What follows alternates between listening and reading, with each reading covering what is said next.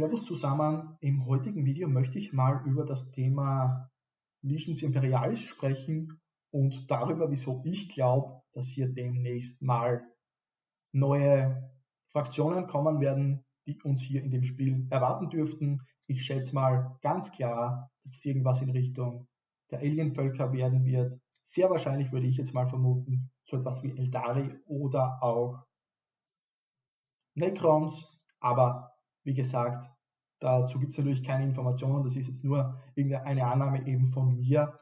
Aber wie gesagt, das Video deshalb, weil ich ganz stark davon überzeugt bin, dass hier demnächst etwas kommt. Mal vorneweg, es ist natürlich so, das Spiel ist jetzt schon ein bisschen heraus, man hört hier und da mal mehr, mal weniger, aber es ist halt auch das Problem aktuell von Legions Imperialis, dass man hier nur Space Marines bzw. Imperiale Armee, Solar Auxilia spielen kann, mit dem Problem, dass hier aktuell auch recht wenig verfügbar ist. Hier bei Games Workshop, man sieht schon, die Starterbox scheint noch verfügbar zu sein. Man bekommt hier für diese 155 Euro eben 2 Starterarmeen. Die sollen, glaube ich, wenn ich es richtig im Kopf habe, ungefähr 650 Punkte stellen können pro Seite. Ist es auch nicht wirklich viel, wenn man überlegt, dass man so 2.000, 3.000 Punkte wahrscheinlich regulär spielt. Also muss man da schon noch zusätzlich einiges besorgen. Hier aber auch das Problem, das Regelbuch alleine ist bei Games Workshop schon selbst nicht verfügbar. Auch andere Einheiten, die wir sehen, können wir uns aktuell gar nicht besorgen. Sollten wir ins Spielsystem einsteigen wollen, also das ist aktuell jetzt nicht wirklich eine wirklich großartige Situation, um ins Spiel einzusteigen, wenn man das möchte. Aber dennoch glaube ich, dass hier demnächst was passieren wird und auch passieren muss, sowohl was die Verfügbarkeit der bereits erschienenen Produkte betrifft, als auch was eben neue Fraktionen, spezifisch dann eben Alien-Rassen betrifft. Denn das hat ganz einen einfachen Grund und dieser Grund ist hier Epic Warpath von Mantic Games. Da ist ja gerade, wo ich das Video hier jetzt aufnehme, gestern der Kickstarter zu Ende gegangen und das ziemlich erfolgreich, wenn wir hier schauen. 30.000 Pfund wollte Mantic haben für den Erfolg und haben fast 400.000 zusammenbekommen, also sehr stark überfinanziert.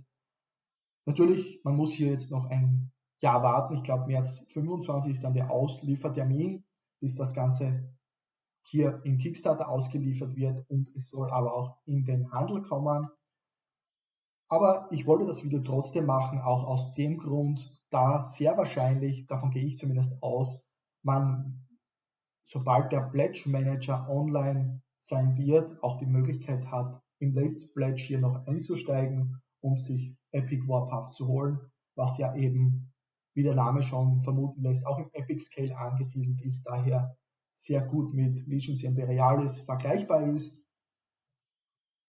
Nur mit dem Unterschied eben, dass hier das Spiel natürlich zum einen, wie schon gesagt, erst in einem Jahr erscheinen wird und aktuell somit überhaupt nicht spielbar ist, aber eben auch weiterhin dann unterstützt wird oder unterstützt werden soll von Mantic. Das ist ja bei ihren Spielen generell der Fall, dass sie hier sehr viel Support dann auch betreiben, auch wenn man hier und da immer mal wieder warten muss, bis Neuigkeiten veröffentlicht werden für das eine oder andere Spiel. Aber an und für sich der Support ist doch länger gegeben. Und daher zahlt sich vielleicht doch mal aus, hier einen Blick zu wagen und mal von der Games Workshop Bubble rauszugehen, falls jemand sich für eben Epic Spiele interessiert. Ich kann euch hier zum Kickstarter jetzt leider nicht mehr zeigen, da die Seite am Desktop-PC nicht vernünftig bzw. Laptop vernünftig lädt. Ist aber allgemein anscheinend so, nicht nur hier jetzt bei mir, habe ich schon auch an anderer Stelle gesehen. Aber ich werde es auch auf alle Fälle verlinken, falls euch das Thema interessiert und ihr alles sehen wollt, was die Kickstarter-Kampagne eben betrifft. Ansonsten habt ihr noch die Möglichkeit, hier auf die Mantic-Webseite zu gehen. Die werde ich ebenfalls verlinken in der Videobeschreibung. Da bekommt ihr auch eine ganze Reihe von Informationen zu Epic Warpath. Da könnt ihr eben euch auch Sachen anschauen, wieso die Basics des Spiels gedacht sind, wie das funktionieren sollte, was eigentlich sehr gut beschrieben ist.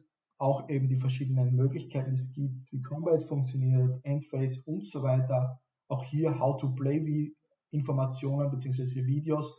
Also auch hier könnt ihr euch weitere Infos holen. Aber eine noch sehr viel bessere Quelle ist der YouTube-Kanal von Mantic Games, klarerweise auch unten verlinkt für euch. Da sind in den letzten Tagen natürlich dementsprechend viele Videos zu Epic Warpath erschienen, wie wir hier schon sehen. Und ihr könnt euch hier eben zum einen ein How-to-Play-Video ansehen für über 1,5 Stunden. Das ist ein sehr schöner Battle Report, der euch wirklich schön erklärt, wie das Spiel in seinen Grundzügen funktioniert. Es werden hier auch mehrere Spielzüge gespielt, sodass man hier von Anfang an sieht, wieso das Spiel aufgebaut ist und funktionieren soll. Und dann auch hier einzelne Videos dazu, wie zum Beispiel Schießen funktioniert, wie die Movement-Phase funktioniert, Assault oder auch wie zum Beispiel Blast Weapons funktionieren, denn das Spiel verwendet auch Templates zum Beispiel. Und hier könnt ihr euch eine ganze Reihe von Infos eben auch noch holen. Das gleiche mit eben auch Fragen, die gestellt wurden und hier auch in einem Video beantwortet wurden, sind von der Community, beziehungsweise eben Fragen der Community, die Mantic beantwortet hat. Und eben, das ist hier jetzt der Kernpunkt, auf den ich hier hinaus will, wenn wir uns die letzten 4 Videos ansehen aus den letzten Tagen. Da gibt es Enforcers Playstyle, Blakes, Asterians Playstyle und Forge Fathers. Das heißt, wir haben hier bereits jetzt im Kickstarter gehabt, von Anfang an 4 Fraktionen, eben diese 4, die von Anfang an verfügbar waren für den Kickstarter, die jetzt im Zuge dieses guten Erfolgs auch weitere Einheiten dazu bekommen haben. Also auch hier sehr viel Auswahl. Dazu kommt noch, dass eine solche Armee, falls man sich diese holt, über dieses Kickstarter-Set, dann bekommt man hier bereits von Mantic bestätigt eine komplette 2000 Punkte Armee, die man dann spielen kann und nicht nur wie in der 2-Spieler-Starter-Box von Legions Imperialis 600, 700 Punkte, sondern eben eine komplette Armee, und mit den Reinforcement Packs kann man seine Armeeliste dann eben noch erweitern und neue Spielsachen mit reinbekommen, sodass man hier eigentlich schon sehr gut aufgestellt ist und das eben zu einem sehr guten Preis. Und eben der Unterschied zu Legions Imperialis, man hat hier eben auch andere Fraktionen, eben mit den Forge-Fathern oder auch den Asterians hat man quasi Space-Elfen und Space-Zwerge quasi. Dazu möchte ich vielleicht auch noch mal das eine oder andere Video machen, weil mir die Asterians zum Beispiel vom Hintergrund und Style her wesentlich besser gefallen als Space-Elfen, als das eben bei Warhammer 40k zum Beispiel der Fall ist. Aber das mal vielleicht in einem anderen Video. Dann gibt es eben noch die Blake, eben auch das wieder etwas, das in eine komplett eigene Richtung geht, und die Enforcer sind dann so etwas quasi wie Space Marines, kann man sich das vorstellen, in Power Armor. Also auch hier für jeden sollte etwas dabei sein, ist aber noch nicht alles, denn hier in diesem Video sieht man schon angedeutet, hier gibt es anscheinend auch bei Epic Warpath Space Ratten, und dadurch, dass der Kickstarter so erfolgreich geworden ist, sind diese auch freigeschaltet worden für den Kickstarter. Das heißt, ihr könnt euch dann im Pledge Manager später, für die, die jetzt schon mitgemacht haben, beim Kickstarter selbst, als auch dann später, falls es die Möglichkeit gibt, noch einzusteigen bei einem Late Pledge, könnt ihr euch eben nicht nur die ersten 4 Fraktionen holen, sondern habt auch noch weitere Auswahl. Und die Auswahlmöglichkeiten, die ihr hier jetzt mittlerweile habt, sind auch recht umfangreich mittlerweile. Ich werde dazu auch mal auf die Webseite wieder wechseln, beziehungsweise den Shop von Mantic Games, und werde euch das Ganze im Zuge von Firefight zeigen, denn das Ganze basiert ja auch auf dem Firefight-System, beziehungsweise sind Firefight und Epic Warpath beide im Warpath-Universum angesiedelt. Dementsprechend gibt es natürlich auch die gleichen beziehungsweise ähnliche Fraktionen. Und deswegen will ich euch das Ganze mal anschauen, weil das ähnlich ausschauen wird, will ich euch das Ganze hier zeigen. Also wir hatten hier dann vorhin schon die Asterians, das sind quasi sowas wie Space-Elfen. Die sind im Kickstarter von Anfang an dabei gewesen. Das gleiche betrifft die Enforcers, also quasi Space Marines. Auch diese haben eine sehr, sehr große Auswahl an Plastikbausätzen mittlerweile. Also hier sollte man etwas finden für sich.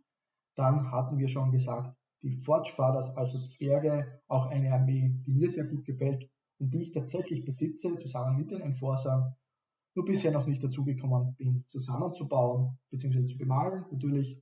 Dann gibt es die GCPS, quasi ein bisschen so imperiale Armee vom Style her, ist aber ein komplett anderer Hintergrund, sind quasi mehr oder weniger so die Armeen von diversen Firmen, Corporations und ähnlichem. Auch das würde sich vielleicht mal auszahlen, ein Video dazu zu machen. Aber auch hier, wie ihr schon seht, so ein bisschen den imperialen Armee-Style.